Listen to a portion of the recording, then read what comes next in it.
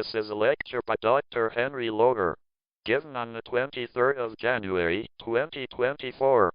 The title of this lecture is Pengineering, a Workable System. This lecture is 4 minutes long. Reproduced by Silver Trail Productions. All rights reserved. Copyright 2024 Pengineering Technology Office.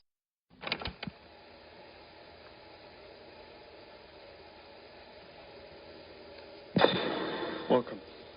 I stand before you today not as a master of the pen, but as a pilgrim on the path to Pengineering. Trust me, friends, I still wrestle with rogue commas, and my keyboard autocorrects to penguin more often than you'd think. So let's ditch the pedestals and dive into the messy, glorious world of Pengineering, where the only perfection is the journey itself. I want to talk to you today about what Pengineering is and why it works.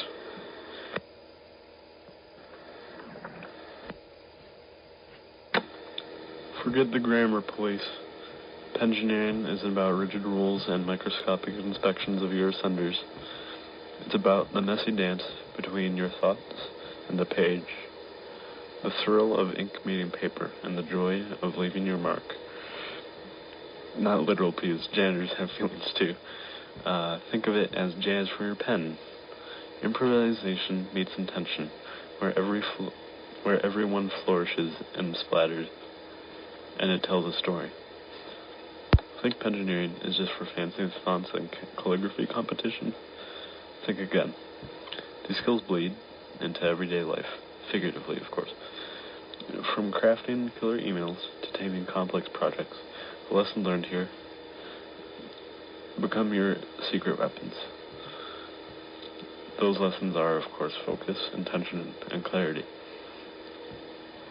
You'll write reports that mesmerize, presentations that electrify, and to-do lists that actually get done.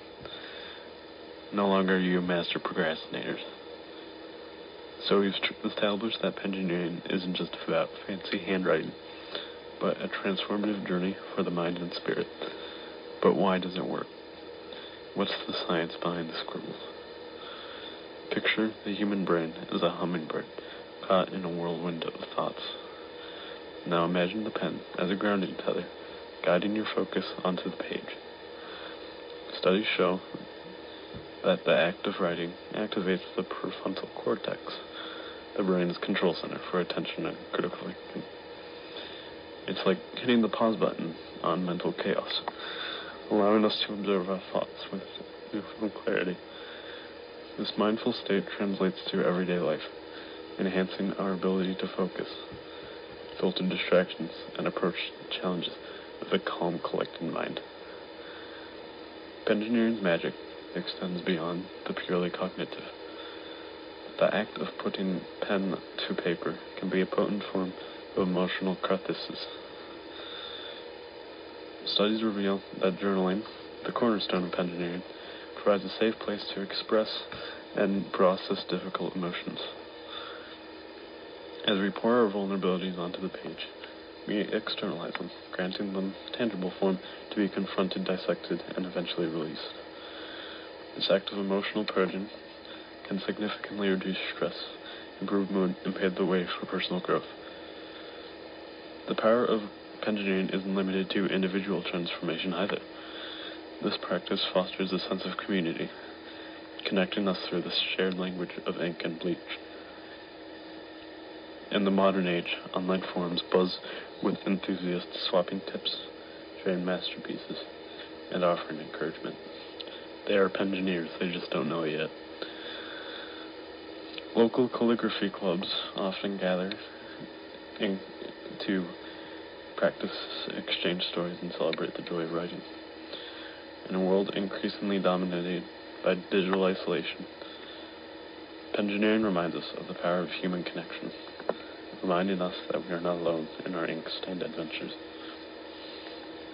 So dear friends, as we reach for our pens, remember that you are not just engaging in the simple act of writing. You're embarking on a journey of self-discovery. You are sharpening your mind. You are nurturing your spirit. You are forging connections that span beyond the page. Pengineering is a wellspring of well-being, a laboratory for personal growth, and a playground for the creative mind. Let things flow, let your thoughts dance, and embrace the power of writing your own story, one stroke at a time. This concludes lecture number 1.